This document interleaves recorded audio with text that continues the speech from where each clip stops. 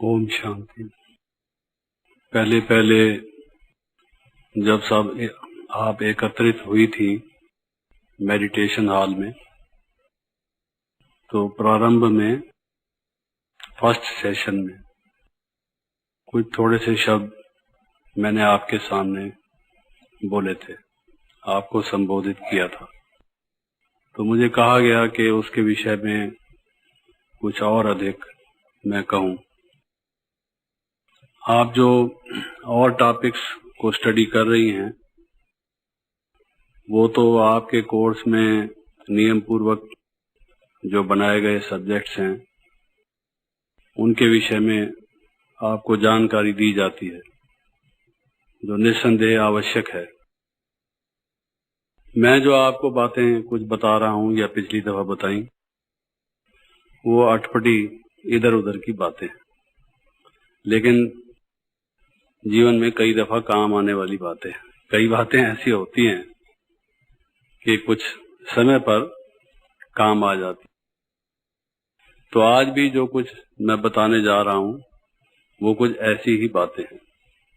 हो सकता है आपको लगे कि भाई वो ठेठ हमारे कोर्स की नहीं है, परंतु कोर्स से संबंधित अवश्य हैं, और उनकी जानकारी हमारा अपना पुरुषार्थ ठीक चलता चले, उसके लिए जरूरी है।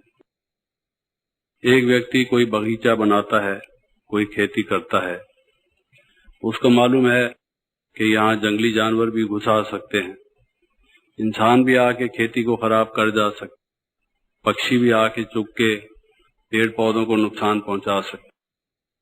तो उसका इंतजाम भी साथ साथ वो करता है, चाहे वो बाड़ लगा दे, फेंसिंग लगा दे, लोहे की तार लगा दे अपने खेत के आसपास, कुछ ऐसे पौधे लगा दे जिससे कि बाउंड्री वॉल जैसी बन जाए।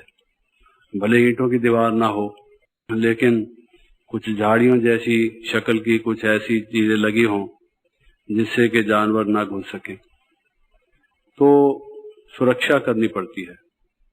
आपने देखा होगा खेतों में कई दफा एक लाठी सी लटकी होती है, एक कुर्ता सा लटका होता है, और उस पर एक लोटा काला करके ऊपर से वो भी पड़ा होता है। देखने में ऐसा लगता है कि कोई आदमी खड़ा है। पक्षी समझते हैं कि शायद ये खड़ा है चौकीदार। वो आने में थोड़ा संकोच करते हैं कि कहीं खाने के लालच में जाएं और जान ही ना चली जाए। तो हवा जिसको कहते हैं, तो खेत की सुरक्षा उससे हो जाती है। ऐसे ही कुछ सावधानियां हमें अपने जीवन में अपनानी पड़ती है। ज्ञान हमें लेना है, योग हमें अभ्यास करना है, धारणा हमने अपने जीवन में बढ़ानी है, सेवा भी हमने करनी है। और आपको याद होगा मैंने कहा था कि 5वां सब्जेक्ट है, याद है, सहयोग। तो हर एक सब्जेक्ट तो हमने पुरुषार्थ उसमें पूरी तरह से करना है, लेकिन उन सब्जेक्ट्स की साथ साथ सावधानियां जो हैं वो भी ख्याल में रखनी है। कोई बिल्डिंग बनाई जाती है, तो उस बिल्डिंग में अगर आग लग जाए, मल्टी स्टोरी बिल्डिंग हो, कई करोड़ रुपए की बनी हुई, तो आपने देखा होगा कुछ रेत की बाल्टियां लटकी रहती हैं, कुछ गैस के सिलेंडर लगे रहते हैं कि अगर कोई ऐसी नौबत आ जाए तो उसको बिल्डिंग को कैसे बचाया जाए, कैसे सुरक्षा की जाए। बैंक खोलते हैं लोग, बाहर एक गनमैन, एक वर्दी में एक आदमी नियुक्त करते हैं ताकि कोई आदमी लूटने के लिए आ जाए, थोड़ा उसको पहले से मालूम रहे कि यहाँ भी एक गन वाला आदमी खड़ा है। तो हर एक व्यक्ति सुरक्षा की कोशिश करता है। घरों के दरवाजे बने हुए हैं ताकि चोर ना घुस आए, कोई जानवर ना घुस आए। सुरक्षा का साथ साथ ख्याल किया जाता है। उसकी ही वजह से सावधानियों को इस्तेमाल करना पड़ता है। सावधानियां जो हैं वो उसकी सुरक्षा के लिए होती है, ताकि वो आगे बढ़े चीज। ऐसा ना हो कि मेहनत करके हम उसको संजोएं, इकट्ठा करें और वो लुढ़क जाए, कोई उसको लूट ले जाए, उसका जल्दी से कोई नुकसान ना हो जाए। तो ज्ञान हम लेते हैं, एक एक सब्जेक्ट को हम लेते हैं, उसमें किन किन सावधानियों को साथ में हमें इस्तेमाल करना है ताकि हमारे ज्ञान में वृद्धि होती जाए। और ऐसा ना हो कि एक तरफ से हम ज्ञान लें, जैसे कोई चीज हमारे पास बर्तन हो, गाय का दूध कोई ले रहा है, दूध को धोने वाला, और नीचे से बाल्टी में सुराख है, एक तरफ से दूध लेता जा रहा है, दूसरी तरफ से बहता जा रहा है, तो वो तो समझदार व्यक्ति का काम नहीं है। तो हम भी जो पुरुषार्थ करें उसमें हमें ये ध्यान देने की जरूरत है, ताकि साथ साथ उसमें हमारी कमाई में कोई हानि ना होती जाए। उसी को सामने रख के मैं आज के जो ये कुछ थोड़े से बोल हैं कनेक्टेड उसी से हैं। तो ज्ञान की जहां तक बात है, कुछ बातें जो मैं बताऊंगा वो प्रतिदिन करने की और कुछ बातों का ध्यान रखने की। अब सबसे पहली बात यह है कि कई दफा हमारी सेंटर्स पर लाइफ बहुत बिजी हो जाती है, विशेष सेवा का मौका आ जाता है।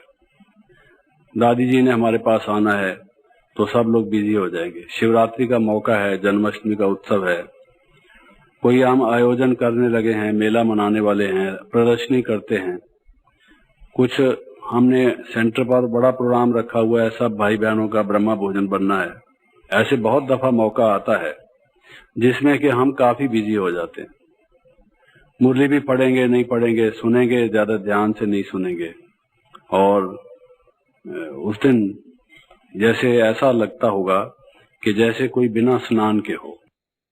आप कितना भी कोई ठंडे इलाके में भी हो, जो ब्राह्मण हैं उनको ये अनुभव है कि जब तक स्नान नहीं करते हम, ऐसा लगता है कि हम तैयार नहीं हैं, कुछ अशुद्धि जैसी है, अखड़ता है। चाहे पसीना ना आया हो, वहां कोई डर्ट और डस्ट भी ना हो, मिट्टी भी ना हो, ऐसे इलाके में हम पहुंच गए हों जहां कोई अस्वच्छता की इतनी बात ना हो, फिर भी नहाए बिना चैन नहीं पड़ता। तो ये ज्ञान भी आत्मा का स्नान है, ये आत्मा का भोजन है। और बाबा ने ये हमें शिक्षा दी हुई है कि प्रतिदिन हमको मुरली सुननी है। वो तो ठीक है, बाबा ने श्रीमत दी हुई है, उसका पालन आप करते हैं, लेकिन उस मुरली सुनने के साथ साथ एक बहुत जरूरी चीज जो मिस होती है। मुरली फिर भी बहुत सारे सुनते हैं, चाहे ध्यान देकर सुने चाहे ध्यान ना देकर सुने, पॉइंट्स अपनी डायरी में नोट करें या ना नोट करें, लेकिन स्वाध्याय नहीं करते, खुद बैठ के उसका अध्ययन नहीं करते। मुरली आपने सुन ली या पढ़ ली, उसके बाद जब आप अलग अपने साथ बैठ के उसको खोल के स्वयं नहीं पढ़ेंगे, स्वयं अध्ययन नहीं करेंगे, स्वाध्याय मैं कह रहा हूं, तो तब तक आपकी बुद्धि में पूरी तरह से वो बात बैठेगी नहीं।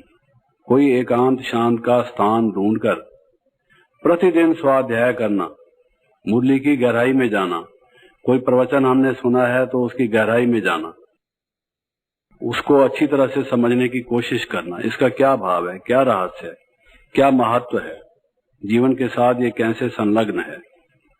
जब तक हम उसको वो नहीं लेंगे तो ज्ञान का रस नहीं हमें आएगा, ज्ञान के मोती हमें नहीं मिलेंगे, ऊपरी ऊपरी ज्ञान होगा। जब हम किसी को सुनाएंगे न उसको लगेगा, न हमारे ज्ञान में वो ज्ञान जो है हमारे जीवन में वो कोई सुगंधि का रूप धारण करेगा, हमें कोई शक्ति प्रदान करेगा।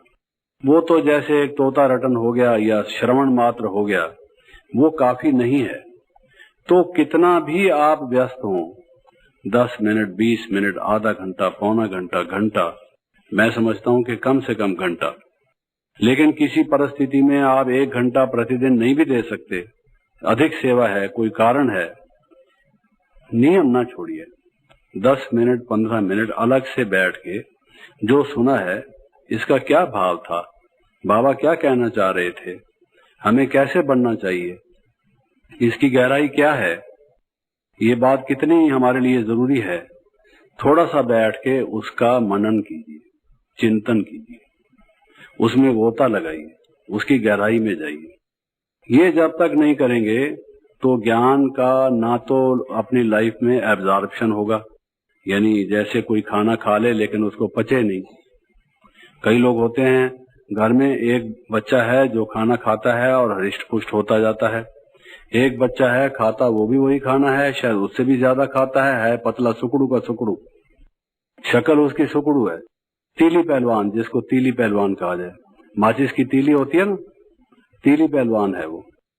तो बिल्कुल इसी तरह से तो माँ को चिंता होती है कि खाता पीता भी है, हम इस पर इतना खर्च भी करते हैं, इसको लगता नहीं, कोई नजर किसी लगी हुई है, क्या बात है। ये उसके शरीर में वो या तो चबाता नहीं, या उसका मैदा ठीक नहीं, स्टमक ठीक नहीं, स्टमक में जो रस निकलते हैं भोजन को हजम करने वाले, उसमें कुछ नुक्स है, या वो कोई व्यायाम नहीं करता, या उसकी शरीर की बनावट में कोई कमी बेशी है, कुछ ना कुछ तो है। जो कोई किसी के शरीर में पेट में जलने होती हैं वो खा जाती हैं, आपको मालूम होगा, लंबे लंबे वो होते हैं, किसी के पेट में कीड़े भी होते हैं, वो खा जाते हैं, उसको लगता कुछ नहीं, कीड़े ही खा जाते हैं। आपने खाना डाला पेट में, आपने समझा हमने खा लिया, और खाने वाले पहले से तैयार बैठे हुए हैं, जैसे ही आपने डाला उन्होंने समझा हमारा ब्रह्मा भोजन आ गया, वो अपना शुरू कर देते, ऐसा होता है। तो जब तक हम उसका थोड़ा थोड़ा हंसते भी जाएं बीच में तो ठीक होगा। उनका हिसाब से कह रहा हूं, वो अपना समझते हैं, क्योंकि ब्रह्मा भोजन का महत्व बहुत है, उनके लिए उस भोजन का महत्व है, इसलिए। तो मनन करना, उसका स्वाध्याय करना, ये बहुत जरूरी है। कभी भी इसको मिस ना करें। एक दफा, दो दफा, तीन दफा अगर आपने मिस कर दिया तो मिस तो वैसे ही पहले ही आप हैं, कुमारी माना मिस, और दूसरा फिर ये मिस करेंगे तो मिस ही बने रहेंगे, हैं? इस बात में मिस्टर बन जाइए तो अच्छा है। उसका अध्ययन करना, स्वाध्याय करना, पूरा उसकी गहराई में आना, ये जरूरी है। Don't miss, you may be miss at other points of time, but so far as स्वाध्याय concern you must not be a miss. और वैसे आगे पीछे मिस बेशक बने रहो, स्वाध्याय के मामले में मिस मत बनना। समझ गए हमारी बात को कि नहीं? ये बात ख्याल रखना। दूसरी बात यह है, कई दफा कईयों को और चीजें पढ़ने में रुचि होती है, जो सांसारिक विद्या हैं उनके पढ़ने में रुचि होती है। अखबार पढ़ेंगे, जनरल नॉलेज की बुक्स पढ़ेंगे, कोई आध्यात्मिक विवेकानंद की किताब, स्वामी दयानंद की किताब, कोई श्रीमद् भागवत, कोई पुराण, कोई उपनिषद, कोई ऐसे पढ़ने की इच्छा होगी। तो एक बात का हमेशा हमारे मन में ख्याल रहे, पहले तो हमारा जीवन अब आध्यात्मिक जीवन है, और हम एक आध्यात्मिक मार्ग पर चलकर हमने ऊंची मंजिल बनाई हुई है। टाइम हमारे पास बहुत कम है, हमने अपने संस्कारों को बदलना है, योग की चरम सीमा पर हमने पहुंचना है, एकदम विधेय अवस्था को प्राप्त करना है, अव्यक्त अवस्था को प्राप्त करना है, जो खाला जी का घर नहीं, मासी जी का घर नहीं। मासी जी के घर में जब भी चले जाओ, प्यार से लड्डू पेड़ा कुछ ना कुछ खिला देगी, लेकिन दूसरे किसी के घर में जाओगे 10 क्वेश्चन करेंगे, बोलो कैसे आए, हम तो आज बिजी हैं, तो इसलिए मासी जी का घर कहते हैं, इट इज वेरी इजी। तो ये कोई ऐसा इजी तो है, लेकिन ऐसा इजी नहीं है। ठीक तरह से चलते चलोगे, इन सावधानियों को बरतोगे, इस्तेमाल में लाओगे, तब तो इजी है, वरना इजी नहीं है। इसलिए ऐसे अगर अपना टाइम खराब कर दोगे, ऐसे तो रोचक बहुत चीजें हैं, चुटकुले हैं, कहानियां हैं, कथाएं हैं, बहुत सारे ऐसे प्रसंग हैं जो बड़े रोचक हैं, और ऐसा लगेगा कि ये कनेक्टेड भी हैं हमारे से, थोड़ा हमको भाषणों में इसमें उसमें मदद भी मिलेगी सुनाने में, और जो सुनने वाले हैं उनको भी इंटरेस्ट आएगा। मैंने ये अनुभव से देखा है, अपने अनुभव से भी, और जो दूसरे ज्ञान में भाई बहन चलते हैं, कि जो इसको पढ़ते हैं इस किस्म के, उसके कोई मना नहीं है, बाबा ने कोई मना नहीं की हुई, लेकिन ये एक प्रकार से मीठा जहर भी है। मैं आपको बताऊं, भोजन भी है, जहर भी है। हर एक के बस का नहीं है इसको हजम करना। जो दूसरों की बातें सुनते रहेंगे, हम पढ़ते रहेंगे, पढ़ते पढ़ते हमें इफेक्ट हो सकता है।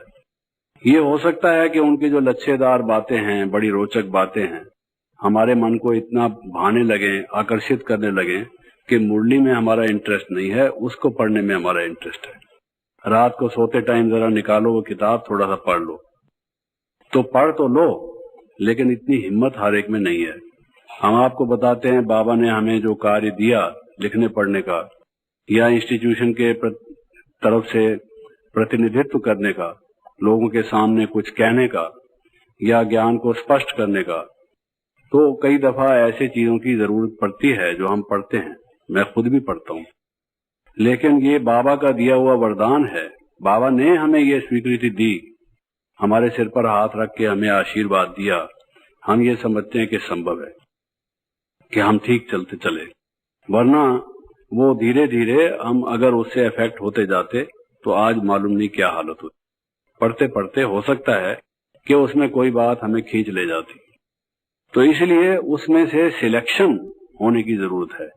क्या हमको पढ़ना है? पहली चीज तो ये है कि जो लौकिक चीजें हैं, जिनका ज्ञान से कोई संबंध नहीं है, अध्यात्म से कोई संबंध नहीं, जीवन को ऊंचा उठाने से कोई संबंध नहीं, उनका तो प्रश्न ही नहीं उठता, उनको अलग कर दीजिए।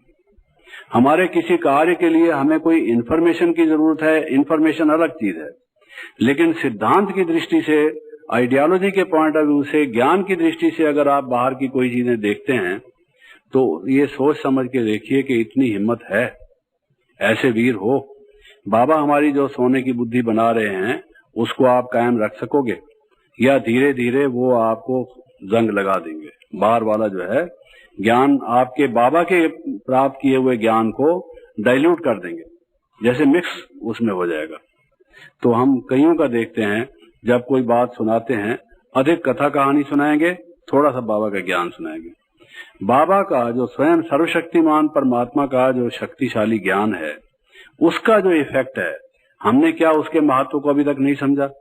बाबा की भाषा ही अलग प्रकार की है, बहुत अव्यक्त है और इतनी प्रभावशाली है, अगर देखा जाए तो उसका तो कोई मुकाबला ही नहीं। अगर हम उसको लच्छेदार और इस तरह से बनाने की कोशिश करेंगे, चरपड़े मसाले जैसे डाल के मसाले वाला खाना खाए कोई, और खूब अच्छी सारी मिर्च डाल दे, नाक भी बहता रहे, शू शू भी करता रहे और मसाला डाल के खाता भी रहे, ऐसे होते हैं कई लोग और खाते भी रहते हैं, ऐसा करता रहे। आपको अनुभव ही है, क्योंकि बहनों को हमने देखा है, विशेष मजा आता है, खास करके जब कोई ऐसी चीज भल्ले पकौड़ी बनी हो, कोई वो क्या कहते हैं, वो जो मुरमुरे का बना होता है, उसको खाते हैं, खूब अच्छी सारी इमली डालेंगे, मिर्च, बेलपूरी वगैरह, देखा, याद है इनको सब चीजें। हम तो खाते नहीं, हमको भूल जाता है, लेकिन इनको हैं, कल रात को खाई थी, काफी सारा मसाला था। इमली तो होगी, इमली के बिना कैसे होगा? नहीं खाई तो आप पास हो गए, और सबने पता नहीं क्या किया होगा, मालूम नहीं। खैर, कहने का भाव यह है कि उस तरह का अगर हम कोशिश करेंगे तो बाबा के ज्ञान में मिक्सचर हम करते जाएंगे, अपनी भी शक्ति हमारी कम होगी, और जो हम शिव शक्ति हैं, बाबा का ठेठ ज्ञान हम सुनाएं, वो इन्फॉर्मेशन हमें थोड़ी सी हो, उसमें मैं कहता हूं मना नहीं है, लेकिन अपनी कैपेसिटी को, अपनी तौफीक को, अपनी समर्थ को देख लो। अगर उधर खिंचाव हो रहा है, रुचि हो रही है, पढ़ने का बार बार मन कर रहा है और उससे अपने को असर हो रहा है, please stop then and there, उसको रोक दो। और जो भी आप पढ़ते हो वो बिना ज्ञान से कनेक्टेड फालतू चीजों को, तो मैं ये समझता हूं कि हमें अपनी अवस्था बनाने के लिए जितना टाइम चाहिए, उस टाइम में से अगर आप ये टाइम लगाते जाओगे उसमें, तो हानि ही होगी। 21 जन्म का जो पद हमको प्राप्त, पूरा वर्षा प्राप्त करना है, वो हम कर नहीं पाएंगे।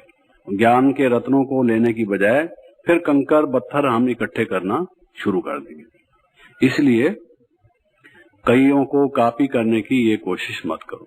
आपकी पवित्रता, आपकी निर्मलता, आपकी दिव्यता, आपकी रूहानियत और बाबा के जो बोल आप बोलते हैं, वो आपकी परम शक्ति है, वो आपका ओज है। वो लोगों पर जब जाएगा, बिजली की तरह से उनको करंट लगेगा, और उससे जो आपकी सेवा होगी वो किसी और चीज से सेवा नहीं होगी। ये बाहर की चीजें थोड़ा टाइम भले लगेंगी कि भाई ये इनको बोलने की कला आती है, लेकिन जब वो देखेंगे कि ठोस चीज जो सॉलिड हमें चाहिए वो ये है जो बाबा ने दी है, तो आप देखेंगे असली जो काम आने वाली चीज है वो ये है। इसलिए ज्ञान के अध्ययन में और ज्ञान के पठन पाठन में, शिक्षा देने में इत्यादि में इस बात की कोशिश कीजिए। ये मैं नहीं कह रहा, फिर से समझिए कि बिल्कुल आप पढ़िए ही नहीं, लेकिन इस चीज की सावधानी को सामने रखते हुए, अपनी कैपेसिटी को ध्यान में रखते हुए कीजिए। तीसरी बात यह है कि जिस सेंटर पे आपने ज्ञान लिया, जिन बहनों ने आपको ज्ञान दिया, हो सकता है कि वो बहनें वहीं रहीं और आप जीवन में प्रगति कर गए। आपने ज्ञान, योग, धारणा, साधना इत्यादि के बल से उनसे आगे निकल गए, बड़े बन गए। लोग समझने लगे कि भाई आप विशेष हैं, और वो जहां थे वहीं रहे। कोई भी ऐसा कारण हो सकता है, लेकिन मैं ऐसा समझता हूं, मेरी ऐसी मान्यता है, उनके प्रति हमारी श्रद्धा भावना, उनके प्रति हमारा सम्मान, जिस केंद्र से हमारा जन्म हुआ, जिन बहनों ने हमें पहले काका काकांगा ज्ञान का पढ़ाया, उनके प्रति कभी भी हमारी दुर्भाव या अपमानजनक या हम अपने को ऊंचा समझ के और उनके प्रति हमारी ऐसी भावनाओं, ये क्या होते, हम तो क्या हैं और ये क्या है। तो मैं ये समझता हूं कि ये एक आदमी को गिराने वाली चीज है। कभी भी उस एहसान को हम नहीं भूल सकते जिन्होंने हमें पहला पाठ पढ़ाया, ज्ञान मार्ग में अंगुली पकड़कर हमें आगे चलाया, बढ़ाया। वो जो दिन थे और वो जो घड़ियां थी, वो जो व्यक्ति थे, उनके एहसान को कैसे हम भुला सकते हैं। जो इस टाइप का व्यक्ति है कि एहसान फरामोश है, जिसने उसका उपकार किया, कल्याण करने का निमित्त बना, करने वाला तो बाबा ही है, लेकिन जो उसके निमित्त बना, उसके प्रति ही अगर उसकी ऐसी श्रद्धा भावना नहीं है, मैंने ऐसा देखा है कि उनको जो स्टूडेंट्स मिलते हैं आगे चल के, वो स्टूडेंट्स भी उनके साथ वैसा ही करते हैं। एक दिन ऐसा आता है कि उनके अपने स्टूडेंट्स भी उनको वैसा ही मजा चखाते हैं। एक बात तो ये, क्योंकि ये तो संसार ऐसा है कि जैसे को तैसा, जैसा करोगे वैसा पाओगे, वो बात तो अलग रही, लेकिन उनमें ज्ञान का पूरा निखार हो, उसकी पूरी सुगंधी हो, वो नहीं होगी। ये उनके रुकावट का कारण बनेगी। तो ये बात ख्याल में रखने की है। फिर कुछ व्यक्ति ऐसे होते हैं जो हमसे ज्ञान में आगे होंगे, किसी जिज्ञासु को समझाएंगे, उनसे कन्विंस होगा, उनको ज्ञान स्पष्ट करने का तरीका आता होगा, आर्गुमेंट्स उनके अच्छे होंगे, यादाश्त उनकी तेज होगी, एक के बाद एक अच्छी बात बताते जाएंगे, और उनकी बुद्धि में ऐसी विशालता होगी कि जिसको भी है वो कोई बात पूछेगा, उसको ठीक तरह से फट समय पर उनको उत्तर ख्याल में आ जाएगा, उसको दे देंगे। तो ऐसे कई लोग होंगे। तो उससे अगर हम ईर्ष्या करने लगे और हम उनसे ईर्ष्या के परिणाम स्वरूप अगर एक सेंटर पर हम रहते हैं, तो ईर्ष्या का फल ये होगा कि हमारा व्यवहार उनसे बदल जाएगा, आपस में अनबन होगी। मूल कारण उसका ईर्ष्या होगा। दूसरा भी कहेगा क्यों, क्या बात है, ऐसे क्यों बात करती हो, मैंने कुछ किया है क्या? हम कहेंगे हाँ हाँ जाओ जाओ, हमने सब देखा है, तुम हो ही ऐसी, तुम्हारे साथ ऐसे ही होना चाहिए। क्यों होना चाहिए? उसका जो रूट काज है वो ये है कि लोग समझते हैं ये अच्छा समझाती है और हम अच्छा समझाते नहीं, अपने से असंतुष्ट हैं। वो खसियानी बिल्ली खंबा नोचे वाली बात है। आपने सुना होगा, एक बिल्ली नाराज थी, उसको दूध मिला नहीं पीने को, और घर वाले बच्चे ने डंडा और मार दिया, तो नाराज हो गई कि क्या घर है, इतनी मुद्दत से यहाँ रह रही हूँ, दूध भी नहीं देते और डंडा भी साथ में मारते हैं, आज पता नहीं क्या बात है। तो और तो कुछ कर नहीं पाई, मालिक को और बच्चे के ऊपर तो हमला कर नहीं सकी। तो वहां एक खंबा था, वो अपने नाखूनों से खंबे को ही नोचने लगी। तो इसलिए कहावत मशहूर है कि खसियानी बिल्ली खंबा नोचे, और कोई ना मिले तो उसको ही आन ले, जो भी सामने आए। तो ईर्ष्या के वश जो जला भुना हुआ व्यक्ति होगा, अंदर से मन में सड़ रहा होगा, जिसको बुरा लगा होगा, है अपने से असंतुष्ट, समझेगा कुछ और व्यवहार दूसरों से खराब करेगा। तो जो ज्ञान में आगे है, उससे प्रेरणा लो कि क्या कारण है जो ये समझा पाते हैं, बल्कि उससे पूछो कि मुझे भी बताओ, आप कैसे समझाती हो, क्या आर्गुमेंट देती हो। तो जो अपने से ज्ञान में आगे है, उससे प्रेरणा लो, ईर्ष्या मत करो। अगर ईर्ष्या करोगे, जो ज्ञान है वो भी भूलता जाएगा। जब समझाओगे तो वो जला हुआ व्यक्ति क्या ठीक तरह से बोलेगा, उसके बोलने में और ही उसकी मेमोरी को, ईर्ष्या तो अग्नि के समान है, वो ज्ञान के घास को और ही आग लगा के जला देगा, कुछ बाकी रहेगा ही नहीं।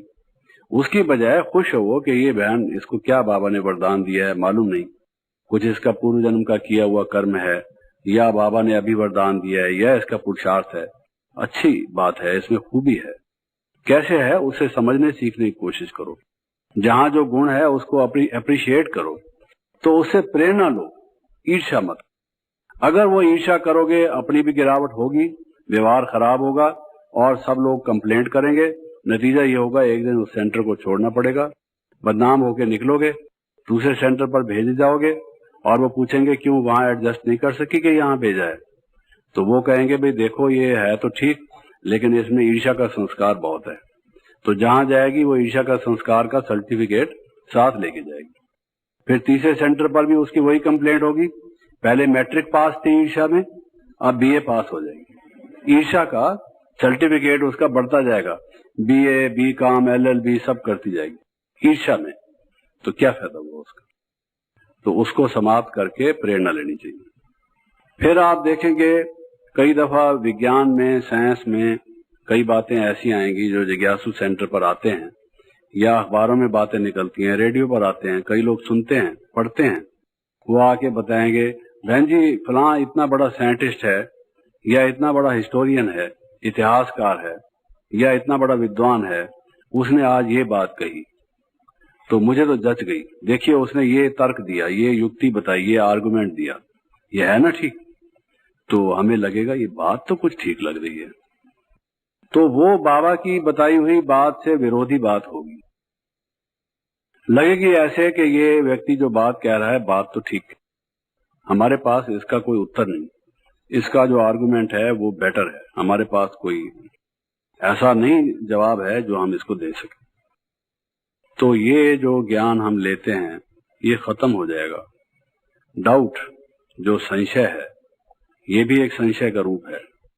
जो ये संशय है ये ज्ञान को समाप्त कर, ज्ञान का महाशत्रु जो है वो डाउट है, बिल्कुल उसको खत्म करने वाला जो एक उसका दुश्मन महाशत्रु वो संशय है। संशय आत्मा विनिश्यति, उसका नाश हो जाता है। क्यों? बुद्धि का नाश हो जाता है, सद्बुद्धि का, दिव्य बुद्धि का। बुद्धि का नाश हो गया तो व्यक्ति का नाश हो ही गया, क्योंकि वो अपनी कुबुद्धि से गलत काम करता है और नाश की तरफ खींचा हुआ जाता है, जैसे गले में रस्सी डाल के कोई खींच रहा उसको विनाश की तरफ। जिसकी जैसे मृत्यु आती है वो काल उसको उधर खींच के ले जाता है, उसको पता भी नहीं लगता है। ऐसा ही नाश उसका संशय वाले का हाल होता है। हमेशा ये रखो कि ये व्यक्ति कहता है तो इसकी जितनी नॉलेज है उसके हिसाब से कह रहा है, कल को ये बात बदल सकती है जो वो कह रहा है, बाबा की बात नहीं बदल सकती। बाबा की बात ठीक है। हमने अपने जीवन में जो लगभग 40-45 वर्ष का अनुभव है ये बहुत देखा है।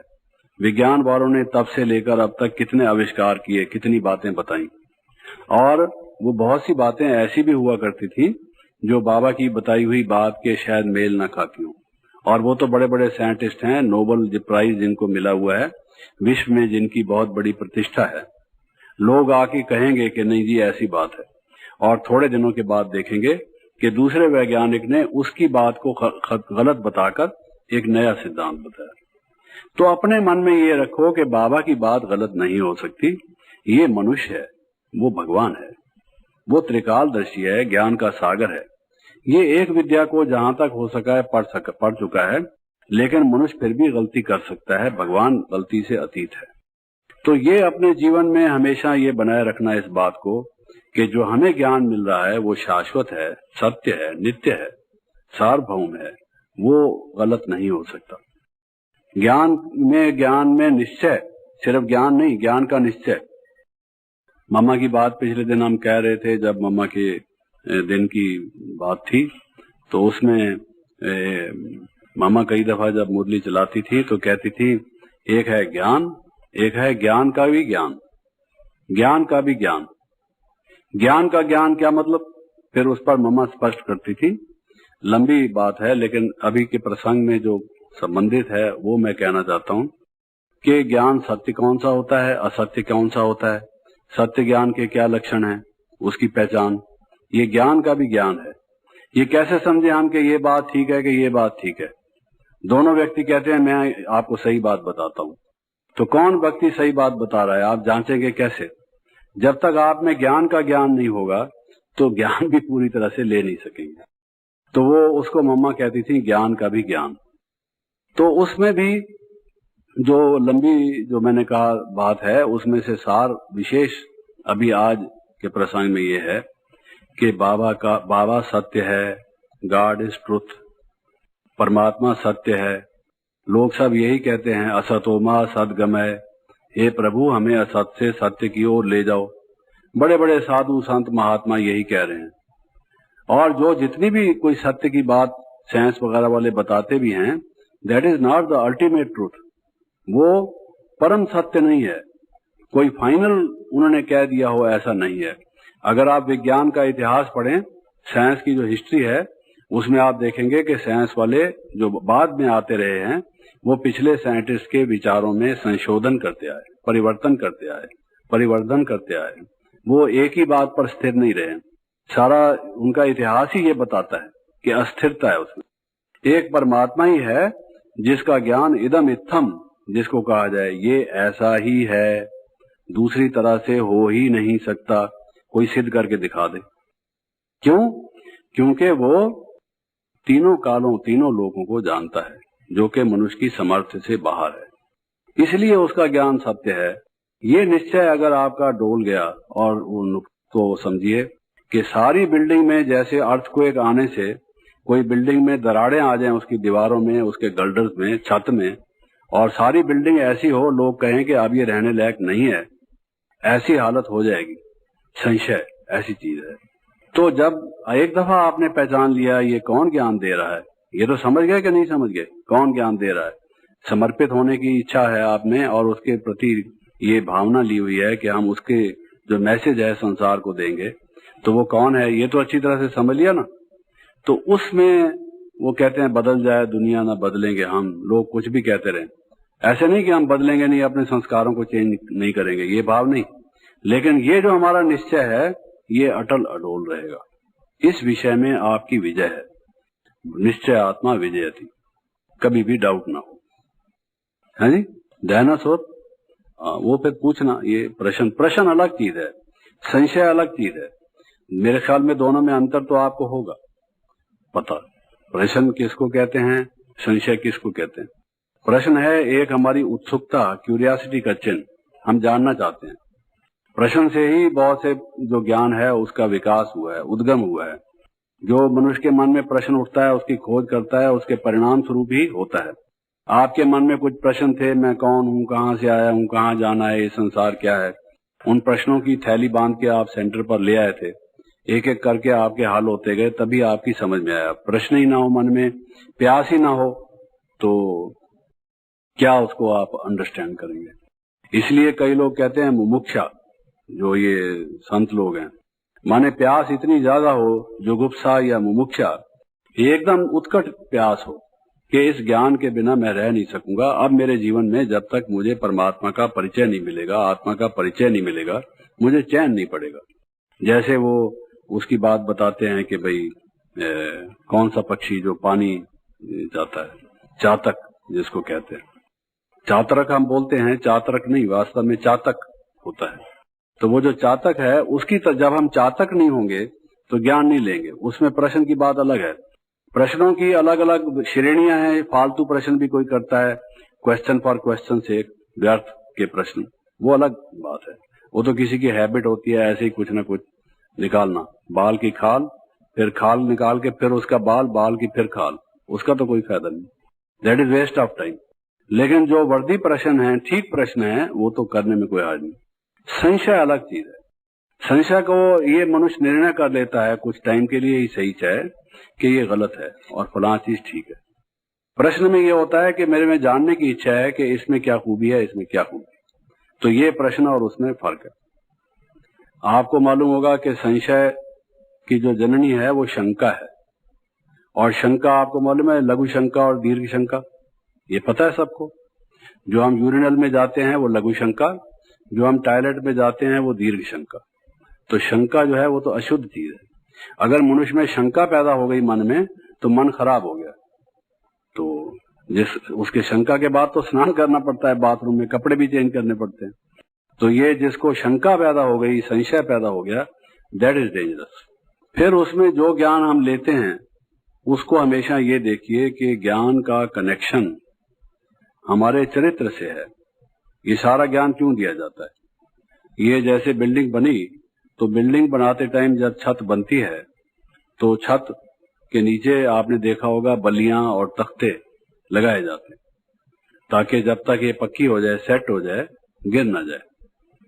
ये आम भाषा में उसको अडावत कहते हैं, इंग्लिश में उसको स्कैफोल्डिंग कहते हैं, यानी जो उसके नीचे एक थामने के लिए उसको एक स्ट्रक्चर, एक ढांचा जैसा बनाया जाता है। जब वो बन जाती है तो उसको हटा दिया जाता है। क्योंकि अगर उसको ही बांधे रखेंगे तो हम कैसे बैठेंगे? मकान हमने अपने लिए बनाया है, कोई उसके लिए तो नहीं बनाया है। अगर वो बंधा रहेगा तो हमारा ही सिर टूटेगा, हम उधर से गुजरेंगे तो हटा दिया जाता है। That is only for some time, जब तक वो सेट हो जाए। तो मम्मा ऐसे बताया करती कि जो ज्ञान है वो एक अडावत है। जब हमारी स्थिति बन जाती है, हम पवित्र बन जाते हैं, देवता बन जाते हैं, फिर इस ज्ञान की जरूरत नहीं होती। सतयुग में ज्ञान की जरूरत नहीं है। ज्ञान की जरूरत तब तक है जब तक आपकी स्थिति विशेष जो है वो देवताओं के समान या अव्यक्त स्थिति फरिश्तों के समान बन जाती है। तो ज्ञान का पर्पज ही ये है, उद्देश्य ही ये है, लक्ष्य ही ये है। उसके बिना ज्ञान जो है वो पर्पजलेस है, फ्रूटलेस है, कोई उसका लक्ष्यहीन है। तो ये सोचकर जो भी ज्ञान आप सुनते हैं, बाबा की मुरली में जो भी बात आज आपने सुनी, इसका हमारी लाइफ से क्या कनेक्शन है। ये नहीं कि knowledge is only for knowledge sake. जैसे कई लोग कहते हैं art is for art sake. भाई एक कई लोगों में होती है बुद्धि की विलासिता, यानी नॉलेज इकट्ठा करने की। एक एमए भी पास कर लें, इंग्लिश में भी, इकोनॉमिक्स में भी, हिस्ट्री में भी, फलां में भी, फलां में भी 6-6, 8-8 डिग्री एमए की लोगों ने ली हुई होती है, लेकिन डीप नॉलेज होती नहीं। उनको कोई एक एप्लीकेशन लिख दो, एप्लीकेशन भी लिखना जानते नहीं, तो क्या फायदा हुआ उसका? तो कोई उसको स्टोर नहीं करना। गधे के ऊपर बहुत सारी किताबें लदी हुई हों, गधे को क्या पता, उसके लिए तो बोझ है, वो समझेगा कब ये उतारे मेरे उससे। तो दिमाग में अगर हम इतनी सारी इंफॉर्मेशन लोड कर दें, वो तो हार्ट अटैक हो जाएगा, क्या फायदा होगा? इतना भारी होगा, उसका टेम्परेचर भी अप रहेगा, ब्लड प्रेशर भी अप रहेगा, लोगों से बात करते हुए भी झगड़ा करेगा, क्योंकि उसके दिमाग में तो गर्मी पैदा करेगा ऐसा लदा हुआ ज्ञान जो एब्जॉर्ब नहीं होगा। तो नॉलेज भी जो है, नॉलेज हमारे चरित्र बनाने के लिए है। Knowledge is for enlightenment, knowledge is for virtue. Knowledge जो है वो हमारे में दिव्य गुणों के विकास के लिए है। तो कोई भी आप ज्ञान की बात सुनते हैं, बाबा की जितनी भी बातें हैं वो ज्ञान के लिए परम आवश्यक है। वो ज्ञान जो है, ज्ञान की बातें हमारे चरित्र के लिए, हमारी धारणा के लिए, हमारी स्थिति का निर्माण करने के लिए, कैरेक्टर बिल्डिंग के लिए, कैरेक्टर की बिल्डिंग बनाने के लिए वो परम आवश्यक हैं। आप एक भी बात मुरली में से कभी मुझे पॉइंट आउट करके बता दें कि जगदीश भाई ये बात जो है इसका तो हमारे देवता बनने के साथ या चरित्र के साथ, पवित्रता के साथ कोई कनेक्शन नहीं, ये तो ऐसे ही है। ऐसा नहीं, फिर हमने समझा नहीं उसको। उसका हर एक अक्षर, हर एक उसका पैराग्राफ, हर एक उसका फ्रेज जो है, वाक्यांश और वाक्य, महावाक्य जो भी है, वो हमारे स्थिति को अच्छा बनाने के लिए। इसलिए जब कभी आप मुरली सुनते हैं, कोई बात पढ़ते हैं, स्वाध्याय करते हैं, तो ये सोचिए कि इससे मेरी स्थिति और आगे कैसे बढ़े, ये उसमें बल कैसे लाए, मेरे पुरुषार्थ को तीव्र कैसे करे, मंजिल तक ले जाने में मुझे सहायक कैसे बने। ज्ञान तो एक नाव के समान है जो मेरी यात्रा पर मुझे ले चले। ये नाव का काम कैसे करे? ये रतन है, ये मुझे रतनों का काम जो प्रकाश देना या एक अमूल्य निधि के तौर से होना, वो कैसे हो? ये नॉलेज इज फॉर कैरेक्टर। मैंने बताया था पिछले दिन भी कि लोगों ने ज्ञान की अलग अलग परिभाषाएं की हैं, लेकिन नॉलेज इज वर्चू, इसको ही विजडम कहते हैं। जब ज्ञान से मनुष्य में बुद्धि उसकी ऐसी बन जाए कि वो गुणों का स्वरूप हो जाए, उसी को रितम भरा बुद्धि, सदज्ञान, विवेक ज्ञान, जिसको विवेक, सद विवेक कहते हैं, वो उसको कहा जाए, जिसको इंग्लिश में हम विजडम कहते हैं। तो ये चाहिए। रितम भरा जिसको कहा जाता है, यानी अमृत के समान, वो ज्ञान है जिसमें विष का अंश मात्र भी ना रहे और हमारा जो चरित्र है अमृत के समान हो जाए। तो इसको ध्यान में रखना है। दूसरी बात यह है कि हम किसी भी बात को अंधश्रद्धा के तौर से एक्सेप्ट न करें। टोटल हम अपनी पर्सनैलिटी ऐसी बनाएं, चिंतन का जो हमारा तरीका हो, हमारा जो जीने का दृष्टिकोण हो, ज्ञान को जब हम सुनते हैं, बाबा के ज्ञान को, या संसार में कहीं भी कोई बात सुनते हैं, हमारा उसके प्रति जो दृष्टिकोण हो वो अंधश्रद्धा का ना हो। श्रद्धा हो, अंधश्रद्धा ना हो। बाबा के ज्ञान में श्रद्धा तो हमें हो, उसके अलावा जो मनुष्य कोई बात बताते हैं, अगर वो बाबा के ज्ञान से मैच करती है, उसके अनुकूल है, श्रीमत के अनुसार है, तो हमारा उसके लिए नतमस्तक है, वो हमारे लिए शिरोधार्य है, पालनीय है। लेकिन नहीं तो उसको विचारिए, सोचने की जरूरत है, उसको सोचिए, एक्सेप्ट करने से पहले माइंड उसको एक्सेप्ट करे। अगर हमारा बुद्धि एक्सेप्ट नहीं करती, केवल इमोशन ने हमारे एक्सेप्ट कर लिया है, तो वो ज्ञान बुद्धि में सेट नहीं होता है, ठीक तरह से कन्फ्लिक्ट पैदा करता है, हमारी पर्सनैलिटी में, हमारे बिहेवियर में कन्फ्लिक्ट पैदा करता है।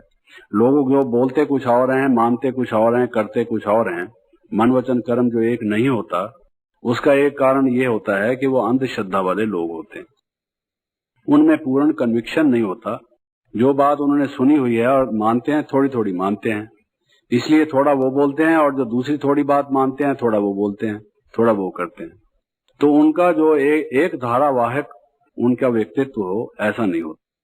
वो कई विषम धाराओं का मिला हुआ एक कॉम्प्लेक्स पर्सनैलिटी उनकी होती है।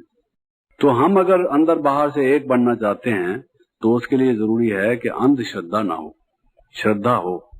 श्रद्धा माना ही है श्रद्धा। श्रद्धा शब्द दो शब्दों का बना है, श्रत धा। धा माने धारण करना, श्रत माने सत्य। सत्य को धारण करना, उसको ही श्रद्धा कहते हैं। सत्य को धारण करने के जब सत्य हमने समझ लिया, फिर उसमें विश्वास करना और उसको धारण करना, उसी का नाम श्रद्धा है। तो अंधश्रद्धा ना हो, लेकिन कट्टरवादिता भी ना हो, और ओपन माइंडेड हो। अब बाबा की बात है, हम कट्टरवादी कैसे ना हो? जो बात हमने बाबा की समझी, सुनी, हम मानते हैं, हमारा निश्चय है, तो हम उसके विषय में कट्टर हैं, तो वो बात अलग है। लेकिन कोई हमें बड़े बताते हैं कि देखो ऐसा नहीं, इसका भाव ये नहीं है, इसका भाव ये है, तो उसमें हम ओपन माइंडेड हों, ऑलवेज ओपन टू करेक्शन। अगर हमने कोई बात ठीक नहीं समझी है, तो ज्ञानी का एक लक्षण ये है कि जहां वो बात को एक सुलझे हुए मन से समझने की कोशिश करेगा, वहां वो ये भी कोशिश करेगा कि अगर कोई उसको करेक्शन देता है, वो ये ना समझ ले कि मैं तो सब समझता हूं। अगर किसी में ये भाव आ गया कि मैं जानता हूं, मुझे भी पता है, मैं भी पुराना हूं, मैंने भी सुना है, मैं भी बाबा के साथ रहा हूं, अगर ये भाव हो गया, उसकी करेक्शन होना समाप्त हो गया, तो परफेक्शन कैसे होगी? Perfection is impossible without correction. जब तक करेक्शन नहीं करते जाओगे, इंप्रूवमेंट कैसे होती जाएगी? और इंप्रूवमेंट नहीं होती जाएगी तो एक्सेलेंस कैसे होगा, परफेक्शन कैसे होगा? तो इंप्रूवमेंट होना जरूरी है। तो वो उस लक्ष्य तक, इतनी ऊंची मंजिल तक, कोई भी हमें अगर कोई बात ये ठीक तरह से समझा देता है कि देखो भाई ये बात ऐसे नहीं है, ये व्यवहार ठीक नहीं, ये बोल ऐसे नहीं होने चाहिए, दृष्टिवृत्ति में इस तरह की भावना रखना ये ठीक नहीं, अगर कोई हमें समझा देता है और हम कहेंगे हाँ हाँ तुम ही ज्यादा समझते हो, जैसे कि हम समझते ही नहीं हैं, हम इतने पुराने हैं, आए हो हमें समझाने के लिए, अगर हम ये एटीट्यूड रखेंगे तो फिर हम अपने सीमा, अपने जो लक्ष्य है वहां तक नहीं पहुंच पाएंगे। Always be open minded. जहां तक ये समझने की बात है, सुनो तो सही, किसी की बात सुनने से पहले ही उसको रद्द कर देते हैं, ये तो गलत बात है। कोई बात ऐसे होती है जिसको बाबा कहते हैं हियर नो इविल, है ही इविल, उसको क्यों सुने? लेकिन कोई बात हमें कोई करेक्शन दे रहा है, तो क्या हमने करेक्शन नहीं करनी? हम हो चुके हैं परफेक्ट। बाबा ने कहा है अगर आत्मा परफेक्ट हो जाएगी फिर तो शरीर छोड़ देगी, क्योंकि इम्परफेक्ट शरीर में कैसे रहेगी वो? जो हमारे इस शरीर में रहने का ये स्वतः ही एक प्रमाण है कि हम अभी परफेक्ट नहीं है, because we are in imperfect body, imperfect world, doing imperfect things.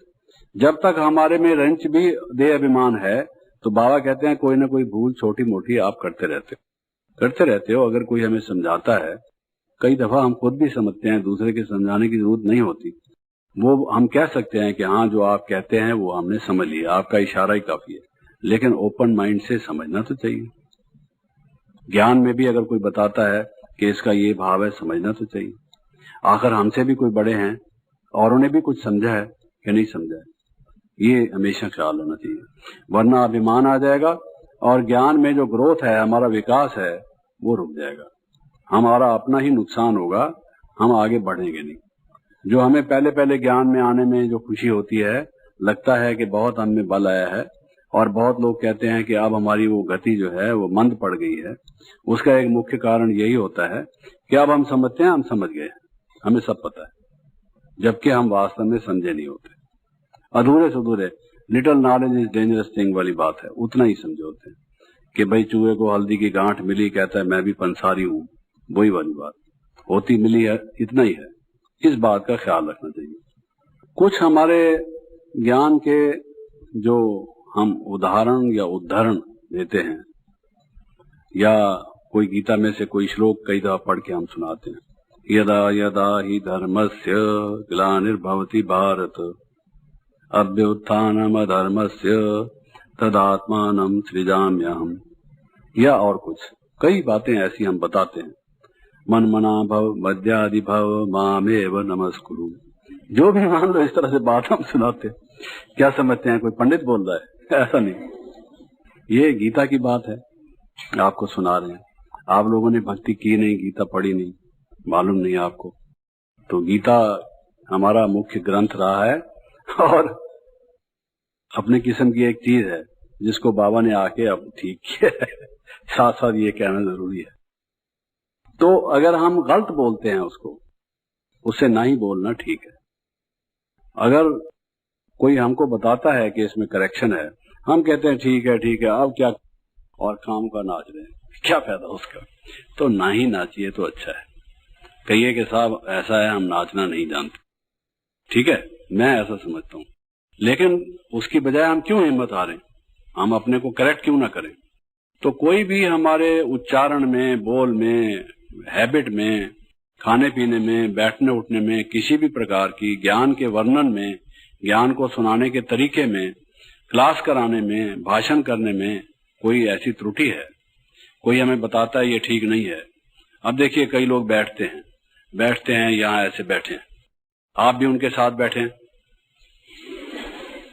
ऐसे करते रहते। बस में बैठे हैं आपके साथ, सारी सीट हिलाते, आप भी साथ साथ हिलते। अब आपके पेट में जो खाना है वो भी हिल रहा है, तो आप समझते हैं कब हिलना बंद करे।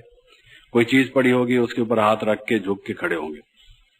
कोई चीज इस तरह से, मान लो सीधा खड़ा होना भी नहीं जानते। किसी वरिष्ठ व्यक्ति से बात की जाती है, कैसे खड़े हों हम, कैसे बात करें, अभिवादन करने की रीत क्या है, अपने से किसी बड़े से मिलें तो मिलें कैसे, नहीं मालूम है।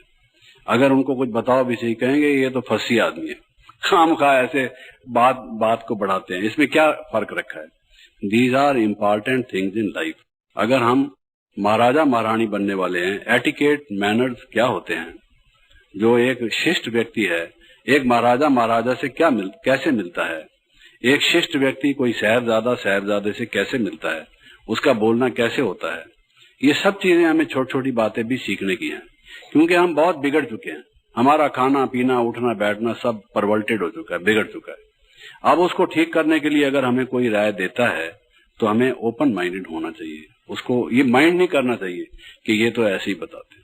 अब कई लोग बैठे होंगे,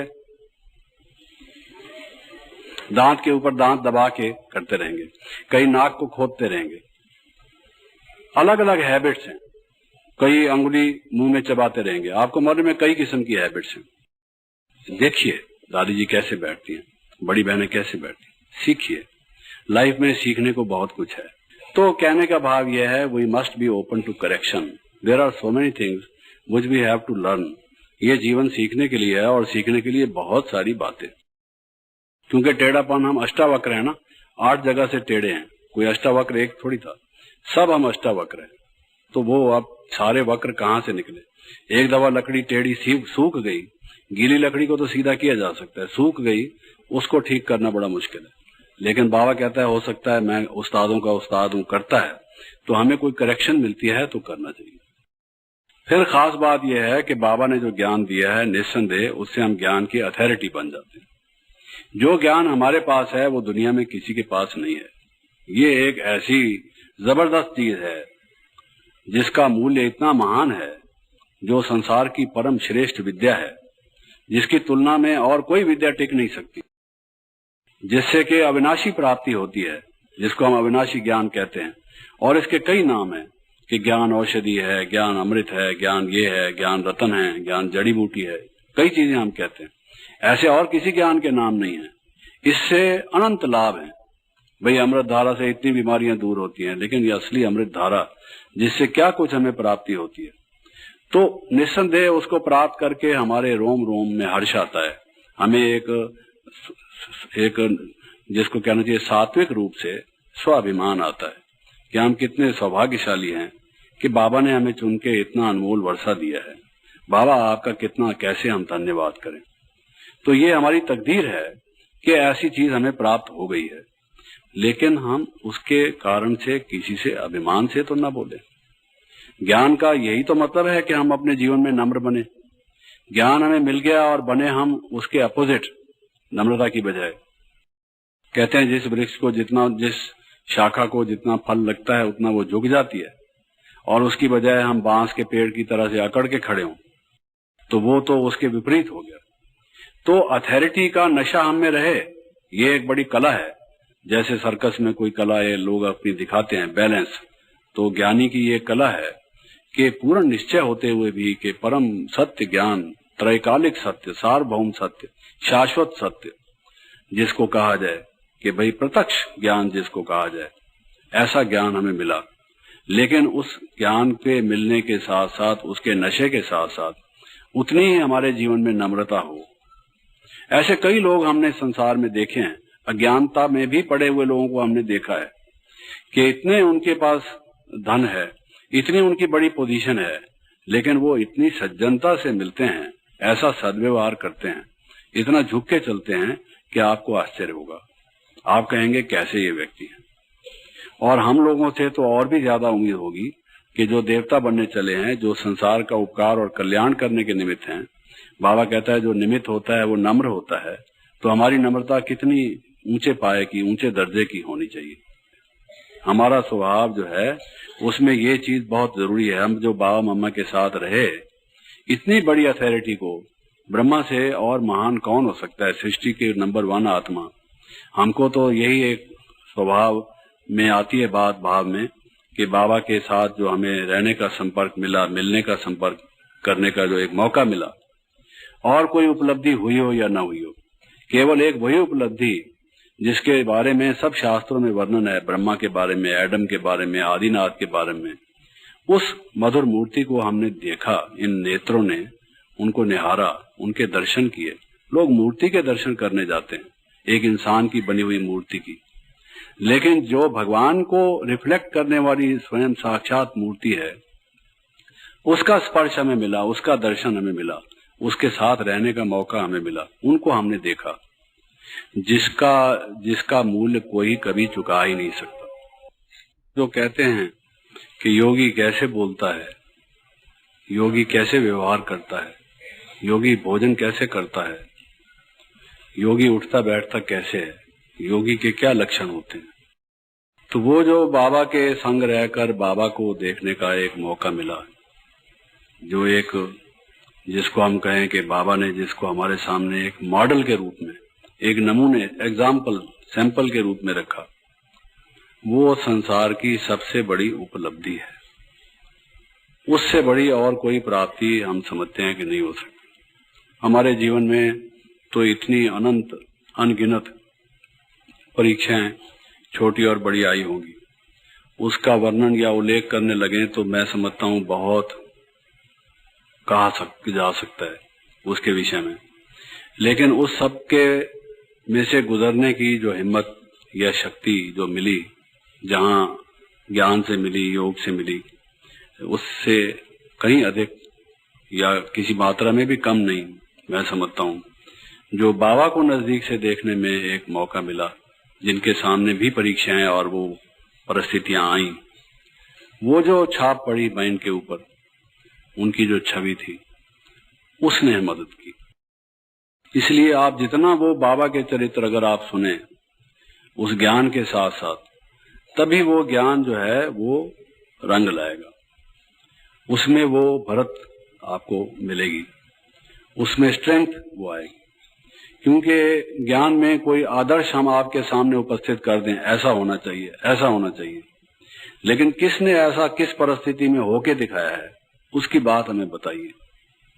तो वो जब हम बाबा के जीवन से सुनते हैं वो हमारे लिए लाभदायक है। तो इतने ज्ञान की अथॉरिटी जो थे वो कितना नम्र स्वभाव के थे। उन बच्चों ने कि किसी ने क्या व्यवहार किया, संसार वालों ने क्या व्यवहार किया, उस साधारण तन में कैसे लोगों ने नहीं पहचाना। लोग कहते हैं साधारण तन, मैं तो साधारण नहीं मानता, लेकिन चूंकि मनुष्यों जैसा शरीर था तो लोगों ने एक मनुष्य के शरीर को देखकर मनुष्य एक समझा, वो अलग बात है। वरना तन भी उनका साधारण नहीं था। अगर उनका हाथ भी किसी को स्पर्श कर गया तो मैं समझता हूँ वो हाथ स्पर्श करना भी अपने में एक बहुत ही आध्यात्मिक प्राप्ति थी। चाहे वो हाथ प्रकृति का था, लेकिन उस प्रकृति के हाथ से भी किस प्रकार से रूहानी एक स्पर्श मिलता था जो आत्मा को जाके स्पर्श करता था उनके माध्यम से, वो तो एक दास्तान ही अलग है। लेकिन इतनी बड़ी अथॉरिटी को भी हमने ऐसी परिस्थितियों में भी कैसे नम्र देखा, तो उसमें हमारा क्या कर्तव्य बनता है। हमारे पास तो उनसे उनके तुलना में कितना अल्प ज्ञान है, कम, क्या मुकाबला ही नहीं है।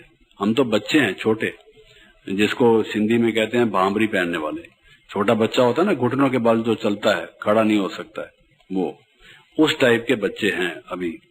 तो वो और कहाँ बाबा, कितना कोई तुलना भी नहीं। तो ये अभिमान जो है, जो आपस में दैवी परिवार में भी संघर्ष और टकरार पैदा करता है, ये एक हमारे लिए गिरावट का काम है। तो ज्ञान में ये हमें ख्याल रखना चाहिए, वरना उस ज्ञान का हमारे कोई प्रभाव नहीं होगा, ना हमारे जीवन में कोई विशेष रूप से लाभ होगा, ये समझ लीजिए।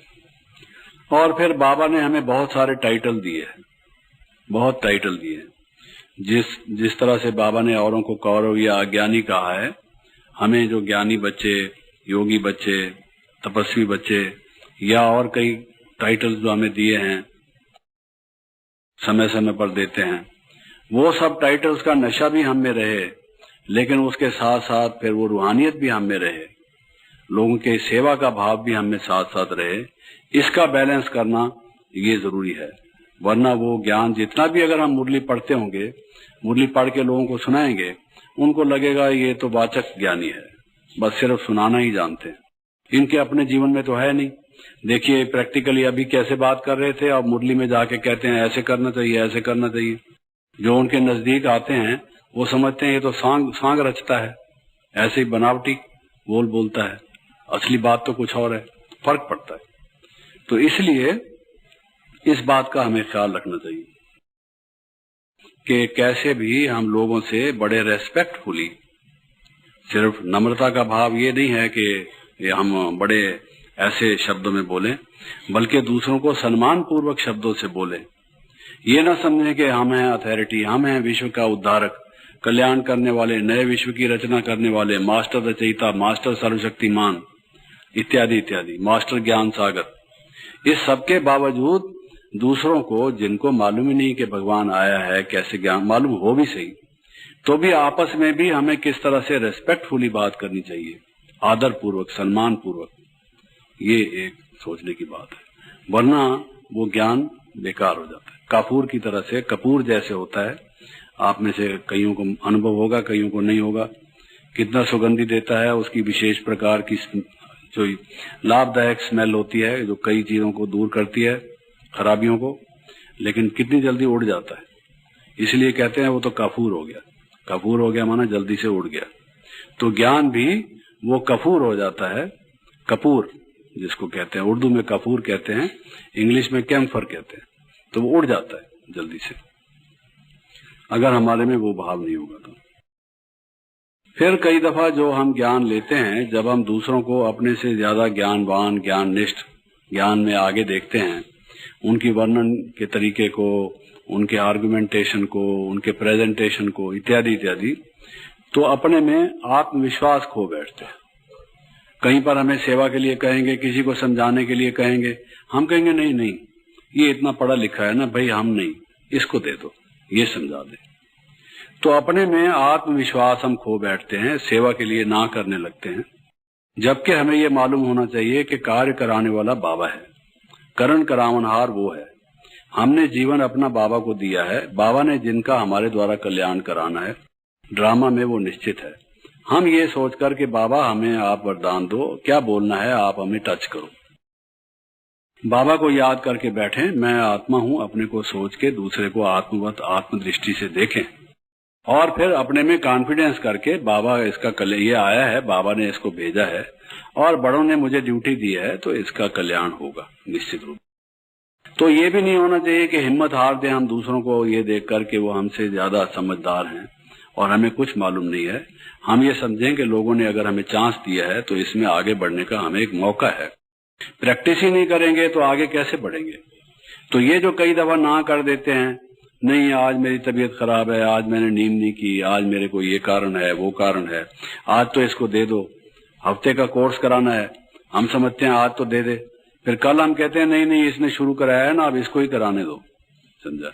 भाव ये होता है कि हम छूट जाएं किसी तरह से। ये टेढ़ा आदमी है या ज्यादा पढ़ा लिखा है, शायद हमसे संभल ना पाए और कहेंगे कि आप जिसको कोर्स कराती हो वो तो टिकता ही नहीं है, चला जाता है, पता नहीं आप में क्या है, आप कुछ ऐसी बात ढंग से बताती नहीं, जिज्ञासु आते हैं, टाइम स्पेंड करते हो और चले जाते हैं। तो एक दो दफा किसी ने ये कमेंट किया और हमने समझ लिया कि हमारी तो किस्मत ही ऐसी है, टिकता तो कोई है नहीं, काहे को ये काम करना। तो हम कहते हैं नहीं नहीं हम किचन में खाना बनाएंगे, ये काम इसको दे दो। अंदर में बात ये होती है कि आत्मविश्वास हम खो बैठते हैं, सेल्फ कॉन्फिडेंस खो बैठते हैं। तो ये तो अपने ज्ञान की, जैसे अपने पांव पर कोई कुल्हाड़ा मारे, जिस वृक्ष पर जिस शाखा पर बैठा हो उसको ही काटना शुरू कर दे, ये गलत है। Practice makes a man perfect. कोई भी जन्म से परफेक्ट नहीं होता है। करत करत अभ्यास के जड़मती होत सुजान, जैसे कहा गया है।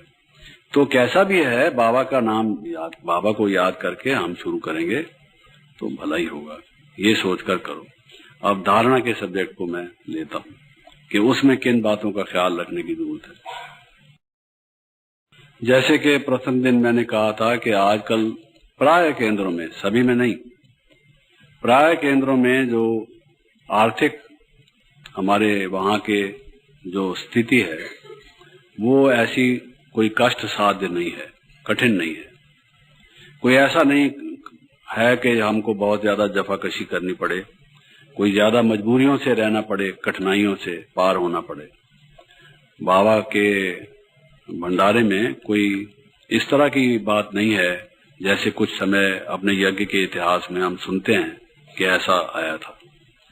तो अब जो ग्रुप्स या टीचर्स यहाँ ग्रुप से टीचर बन के जो जा रहे हैं, उनके सामने ये एक परिस्थिति आएगी कि अगर आपको by chance, by luck, what ever it में भी, आपको मौका किसी ऐसे सेंटर पर रहने का मिल जाए जहाँ किसी चीज की कमी नहीं, दूध की, घी की, फल की, कपड़े की, टोलियों की, रहने के बिस्तरों की, किसी भी चीज की, बाथरूम्स हैं अच्छे बने हुए हैं, रहने का स्थान अच्छा है, कोई असुविधा नहीं है, सुविधा पूर्वक जीवन है।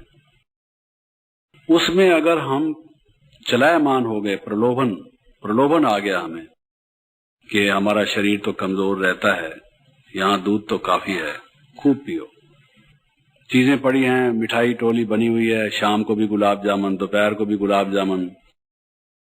तो ये अगर हमें भोजन के पदार्थ आकर्षित करते हैं, प्रलोभित करते हैं और उस संपन्नता में हम गुलछड़े उड़ाते हैं, ऐसे ऐश से रहते हैं, तो ये हम भविष्य अपना ऊंचा बनाने की बजाय जो दान दिया हुआ पैसा है लोगों का सेवा में लगाने के लिए, उसको अगर हम अपने पर्सनल यूज के लिए इस तरह से इस्तेमाल करने लग गए, वो पातक है, उसका पतन हो गया।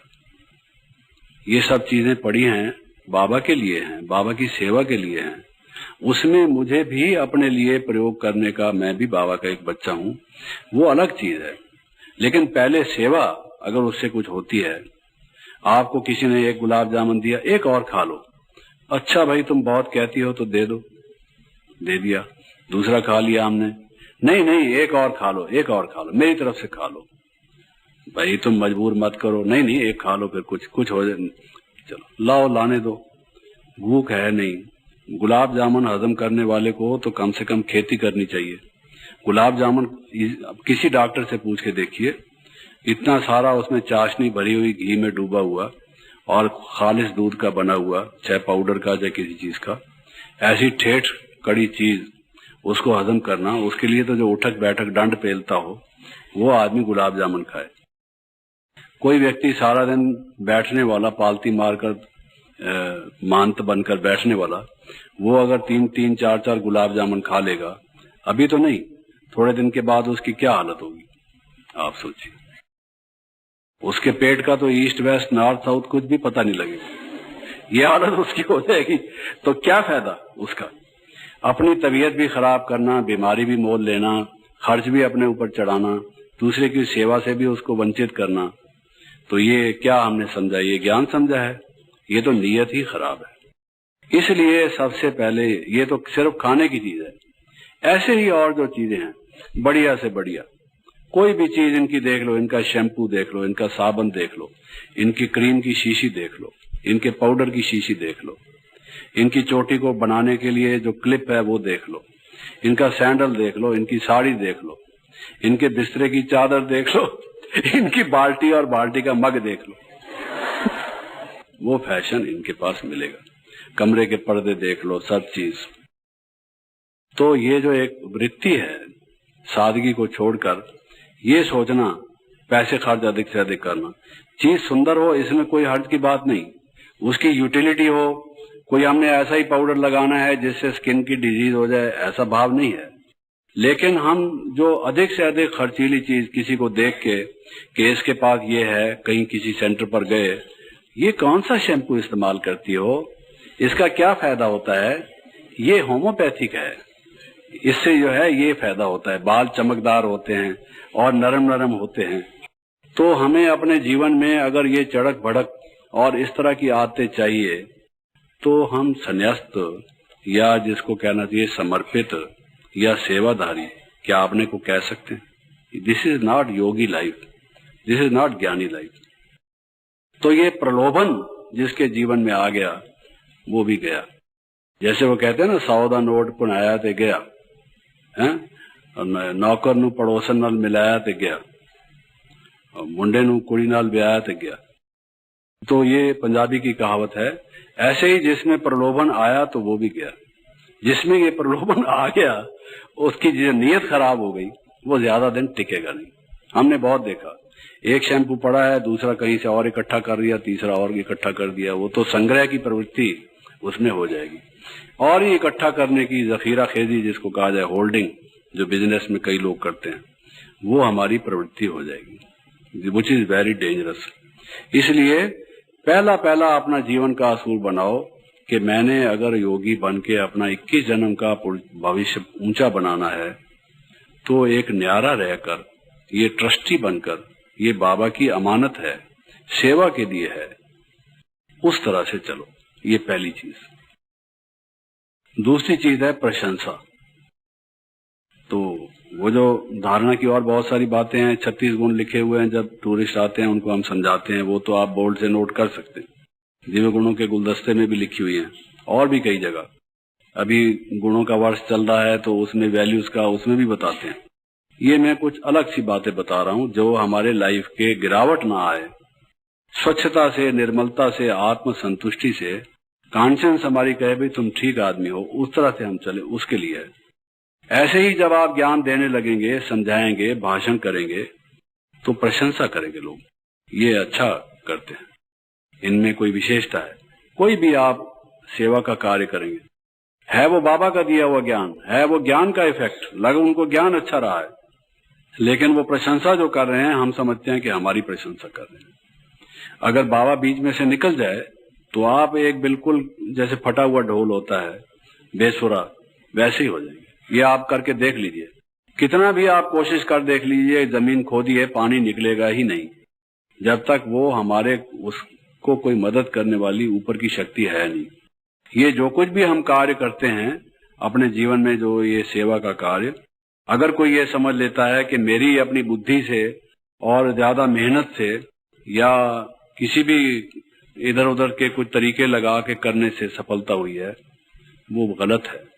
ठीक है, उस मेहनत का फल मिलेगा जो हमने की है, और जो हमने सोचा है, दिमाग लगाया है, हमारे को वो बुद्धि भी मिलेगी, बुद्धि देने वाला देगा हमको और देगा, क्योंकि हम सेवा में उसको लगाते हैं। लेकिन जो सफलता है, जो उसकी प्राप्ति है, कईयों को देख लीजिए कितना भी काम करते हैं फिर भी सफलता होती नहीं है। ये जो सफलता होती है ये हम कहीं गलत ना समझ लें कि ये हमारे कारण से हुई है, और उसकी जो प्रशंसा लोग कर रहे हैं उसके अधिकारी हम हैं। अगर हमने ये समझ लिया तो हमारी गिरावट शुरू हो गई। कितने भी ऊंचे ज्ञानवान आप क्यों ना हो, वो गिरावट शुरू हो गई। कईयों में ये आदत होगी अपना फोटो खिंचवाना, कोई तालियां बजाए, कोई मालाएं पहनाए। प्रशंसा के कई रूप होते हैं, कोई अप्रिशिएट करे आपको, उसके कई तरीके हैं। तो कईयों को आपने देखा होगा ग्रुप के फोटो खींच रहे हैं, धीरे धीरे खिसकते खिसकते फ्रंट रो में ठहरने की कोशिश करेंगे। दो आदमी खड़े हैं, उनको इधर उधर करके बीच में अपनी शक्ल, अपना मुंह ले आएंगे ताकि कैमरे में हमारा भी आ जाए। पूछ भी लेंगे भाई हम दिखाई दे रहे हैं कि नहीं दे रहे। कहीं किनारे पर बैठ खड़े होंगे तो कहेंगे भाई इधर हम आ जाएं। ये हम नहीं कहते कि भाई अगर फोटो खींच रहा है तो आप कहीं गायब हो जाइए, आप ना आइए। जब सबको एक कहा गया है आइए तो आप उसमें बेशक आइए, लेकिन हम उसके लिए चलायमान हो उठे कि हमारा फोटो जरूरी है, ये गलत। हमारी प्रशंसा होनी चाहिए, हमारे लिए तालियां बजें, हमारा स्वागत हो कहीं भी हम जाते हैं। इस तरह से जो हमारे एक दृष्टिकोण है ये जीवन में गिरावट का एक साधन है, ये समझ। तो एक प्रलोभन, दूसरा ये प्रशंसा। तीसरा, बहुत से लोग हमें सेवा के लिए ऑफर करेंगे। बहन जी कोई काम है, कोई यज्ञ की सेवा है, कुछ करना हमें बताइए, आज हमारे पास टाइम है। कोई चीज बाजार से लानी है, जिससे उनका मतलब ये होता है भी हम अपने खर्च से ले आएंगे, कोई चीज लानी हो तो तन से, मन से, धन से लोग सेवा के लिए ऑफर करेंगे, बाबा की सेवा समझकर कि ये अच्छा कार्य हो रहा है, इसमें हमारा भी भविष्य बन जाए, कुछ इस ख्याल से। और अगर हम ये समझ लेंगे कि ये हमारे ही सेवा के फल से स्वरूप ये जो कुछ कर रहे हैं उसके अधिकारी हम हैं, या ये हमारे सेवक हैं, हम तो खुद ही सेवक हैं, फिर सेवकों के भी सेवक, हम उनको जो इस तरह से ट्रीट करते हैं, जो ये देखने लगते हैं कि ये सेवक हैं, ये प्रवृत्ति ठीक नहीं। और उनको अपना सेवक बना लेना, ये काम तो कराओ, वो काम तो कराओ, जरा झाड़ू तो लगा दो, जरा पोछा तो लगा दो, जरा बर्तन तो साफ कर दो, जरा गेहूं तो बीन दो, जरा आटा तो पिसा लो, जरा सब्जी, जरा जरा करते करते मरा मरा कर देते हैं, उस आदमी को थका देते हैं, उसकी हालत चाहे कुछ हो जाए। ये तो प्रवृत्ति ठीक नहीं है। और ये प्रवृत्ति जो है कि ये आदमी पैसे वाला है, इससे ये काम निकालो, ये आदमी इस तरह का सेवा कर सकता है, ये मोटा ताजा है, वजन उठा सकता है, इससे गेहूं की बोरी उठवाओ, और ये फलां कर सकता है, उससे वो कराओ। तो उठा सकता है तो उठाए बेशक, लेकिन जो एटीट्यूड है, ये हमारा भाई है, इस कार्य को करने के समर्थ है, वो अलग चीज है। लेकिन जो हम किसी को नचोड़ने की कोशिश करते हैं, जितना भी नचोड़ सकें, ये this is very bad, this is exploitation. ये एटीट्यूड बड़ा खराब है। बाबा की सेवा के निमित्त ये कार्य करके अपना सौभाग्य बनाएंगे, ये हमारा भाव होना चाहिए। इनकी भी तकदीर बने, ये भी आगे बढ़े सेवा में, जो जो कर सकते हैं समर्थ, उस पॉइंट ऑफ व्यू से हम उनको सेवा देते हैं, वो ठीक है। लेकिन इस पॉइंट ऑफ व्यू से कि हम तो बैठे रहे महंत बनकर, हाथ पर हाथ और पालती मारकर, और ये व्यक्ति अपना करता चले, दिस एटीट्यूड इज रॉन्ग। इसका ख्याल रखने की जरूरत है। फिर एक बात यह है कि कई दफा हम ये देखते हैं बड़े बड़े भी क्रोध करते हैं। अरे बड़े बड़े भी ऐसे रहते हैं, लालची हैं, कारें रख रखी हैं, आदमी आगे पीछे घूम रहे हैं, सब तरह के तोहफे मिलते हैं, क्या चीज की कमी है, खूब प्रशंसा होती है, और उसके बावजूद भी इस तरह से बात करते हैं। उनका बिहेवियर देख लीजिए, ऐसा ही है। कोई भी व्यक्ति नाराज हो जाता है, क्रोध करता है, तो हम कहते हैं ये तो बड़ों बड़ों में भी है। तो बड़ों बड़ों में है तो उसका भाव यह है कि हम में भी तो थोड़ा, छोटे हैं तो थोड़ा तो होना ही चाहिए। अगर उनके पास 500 रुपए हैं तो 100 रुपए तो हमारे पास भी होने चाहिए। अगर वो 5 किलो क्रोध करते हैं, 1 किलो हमने भी कर लिया तो क्या हर्ज है? यही मतलब है आपका। ये एटीट्यूड कि बड़े ऐसे करते हैं, उनकी पीठ के पीछे खड़े होकर हम उनकी ओट लेकर अगर हम ये अपने को भी जस्टिफाई करें अपनी खराबी होने की, बड़ा वो है जो बड़ा बनता है, महान बनता है। आप महान बनेंगे, गुणों की दृष्टि से आप बड़े होंगे। बाबा कहता है कोई सेवा के क्षेत्र में बड़ा हो सकता है क्योंकि चिरकाल से उसने सेवा की है, करता आ रहा है, वो अलग बड़ापन है। महानता में, पवित्रता में, गुणों में आप महान बन सकते हैं। जो उठे सो अर्जन, आप धनुष बाण उठा के इन काम शत्रु क्रोध शत्रु को मारो, आप अर्जुन हैं, आप ही अर्जुन बन जाओ। तो ये कहना कि बड़े बड़े ही ऐसे हैं तो हमको क्यों कहते हो, पहले उनको तो रोको। इसको 40 साल आए हुए हमने देखा है क्रोध करते हुए, उसको कुछ नहीं कहते, और हम नन्हे मुन्ने छोटे बेचारे हमको कहते हैं क्रोध करते हो, ठीक तरह से बोला करो शांतिपूर्वक, उनको क्यों नहीं बोलते। तो हम जो ये रैशनलाइज करते हैं, जस्टिफाई करते हैं गलत बात को अपने नुकसान के लिए, हमने आपको बताया ज्ञान होना चाहिए हमारी धारणा को बढ़ाने के लिए, ये हम कुबुद्धि का प्रयोग कर रहे हैं, सद्बुद्धि का नहीं। अपने नॉलेज को उल्टा करके अपसाइड डाउन यूज कर रहे हैं उसको, ये गलत तरीका है। बड़ा कोई गलती करता है, भूल करता है, हमको भी करना ही चाहिए।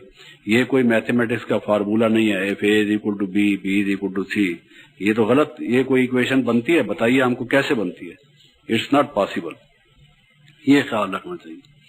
और कुछ कहते हैं पुराने पुराने ही ऐसे करते हैं, कुछ बड़े बड़े कुछ पुराने पुराने, इतने साल हो गए इतने पुराने हैं फिर भी इस तरह से करते हैं। तो पुराने हैं या बड़े हैं, अगर वो इतने वर्षों में भी कुछ नहीं कर पाए, फेल ही होते चले आए हैं, तो आप भी फेल होते रहो, अच्छा मुबारक हो, फिर ठीक है। वो वरदान सुनते हो मुरली में, आप ये वरदान भी प्राप्त करना चाहते हो, काम में क्रोध में फेल भव, प्रलोभन में फेल भव, आप ये वरदान लेना चाहते हो, क्योंकि बड़ों को भी ये वरदान मिला है, तुम भी ये ले लो, लोगे वरदान ये। आपको दादी जी के पास जाओ, दादी जी को आशीर्वाद दो, दादी जी कहें क्रोधी भाव है जी, तो आप क्या कहोगे, दादी जी क्या बोल रहे हो, ये ऐसा वरदान थोड़ी कहलाता है, ये वरदान है। तो आप वो बड़ों को देख के ये वरदान अपने ऊपर ले रहे हो, आया किसी मुरली में, it's wrong thing which we are doing. तो बड़े ऐसे करते हैं, पुराने ऐसे करते हैं, ये जो दृष्टिकोण है ये गलत है। ये बदले तो मैं बदलूं, बाबा ने कई मुरलियों में कहा है, पहले ये बदले तो मैं बदलूं, उसकी बजाय बाबा ने क्या कहा है, वहां कहते हैं पहले आप बदलो फिर हम बदलेंगे, ऐसा नहीं। इसमें बाबा ने कहा है पहले आप वाली बात नहीं, ये लखनऊ नहीं है, ये मधुबन है। तो उसमें ये आप सोचो कि पहले मैं बदलूंगा तो सृष्टि बदलेगी। Self transformation is the key to world transformation.